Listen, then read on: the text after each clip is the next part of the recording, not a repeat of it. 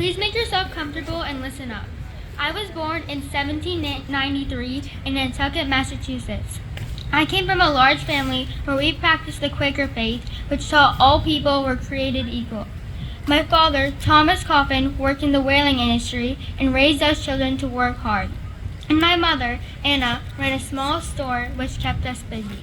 While at Quaker boarding school in New York, I did well in school. As a teenager, I became an assistant teacher and met my future husband, James Mott. I would become Lucretia Coffin Mott. As a teacher, I was shocked when James was paid 3 times more than I was for doing the same job. I was only 5 feet tall and 100 pounds, but I was strong and knew right from wrong. After seeing and hearing about the evils of slavery, I became a leader for change. With James' encouragement, I also became a preacher. James and I became abolitionists, meaning we were against slavery, so much so that we refused to buy anything that slaves produced, like cotton cloth and cane sugar. The anti-slavery movement was not popular even in the northern states. In fact, it was commonplace to hear stories of violence against abolitionists. I founded the Philadelphia Female Anti-Slavery Society in 1838, hosted a convention in Philadelphia where 175 black and white women came together from 10 states. Upset by the mixing of black and white women, 17,000 protesters threatened our lives outside Pennsylvania Hall. We women escaped, but the protesters burned the building and even tried to burn my house down. I have no idea of submitting tamely to injustice inflicted on either me or on the slave. I will oppose it with all the moral powers with which I am endowed. I am no advocate for passivity. My fight against slavery continued. With my friend Elizabeth Cady Stanton, we also worked to establish a meeting for women's voting rights. For me and many others, anti-slavery and women's rights went hand in hand. After the Fugitive Slave Act was passed in 1850, I became a part of the Underground Railroad, helping runaway slaves escape to freedom. I was against the Civil War, but was thrilled when slavery was overturned as a result of the North's victory. I remained an activist, spending my entire life fighting on the behalf of women, blacks, and other groups. But I was not alone. Hundreds of people joined me to fight for the freedom for all people, like my good friend, Frederick Douglass.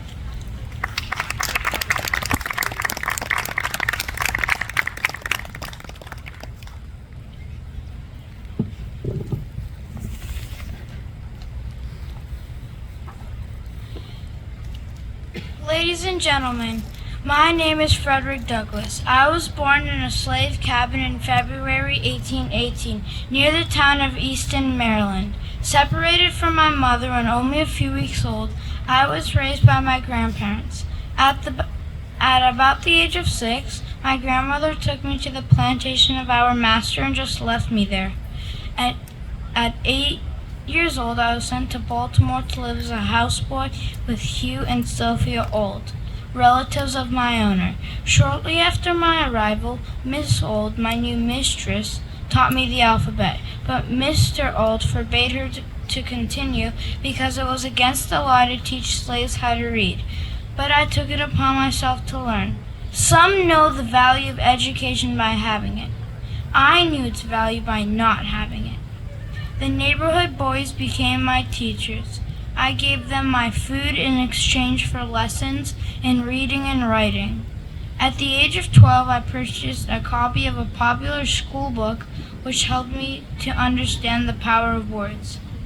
And at 15, I was forced back to the eastern shores and into the fields, experiencing the horrifying conditions that have plagued slaves for 270 years. It was also during this time that I encountered the slave breaker Edward Covey. A slave breaker is a person who specializes in destroying the will of unruly slaves through beatings, whippings, constant punishment, and intimidation. After an unsuccessful escape attempt when I was 18, I was sent back once more to Baltimore to live with the Old family. When I was 20 years of age, I disguised myself as a sailor, first traveling north by train and boat.